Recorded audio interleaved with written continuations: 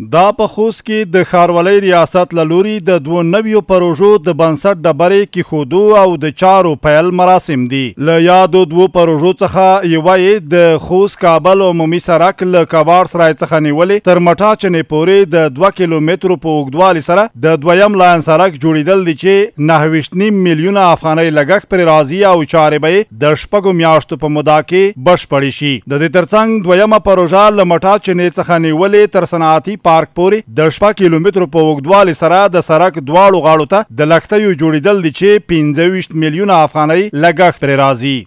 چې یو له غوښ کې دا هغه د لښتیو جوړول له مټا چنې نه تر دروازې پورې نوې دروازه کومه جوړه شوې ده تقریبا شاوخوا داسې ده 6 کیلومتر راځي او په دې باندې لګښت هغه تقریبا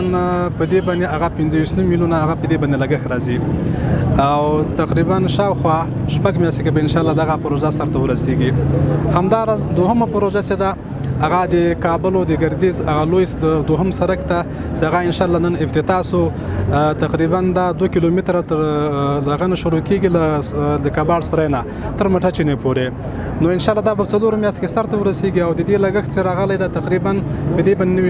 29 میلیونه پیسې راغلي دي. بلور ته د سیمې اوسیدونکي او په دغه لار راتلونکي کسان یادې پروژې ارزښتمند یادې کړې او زیاتولی چې دغو پروژو سره به یو شمېر ښار ته داخلیدونکو او وتونکو موټرو ګڼه ګوڼه کمه شي او بل طرف به سړکونه له زیانونو څخه خوندي شي. د پروژې شروع کېدل د خوست میشتو دپاره او خاص کار د کابل مسافرو لپاره چې په دې لاره تګ راتګ کوي ډېر مهم او اړین دي او مثبت بولو دا چې دا سړک سره جوړ شي تقریبا موږ هم سہولت ته وځو خال به سہولت ته وځي او دا کې نیر عمومي خپل سړکونه نیر هم سره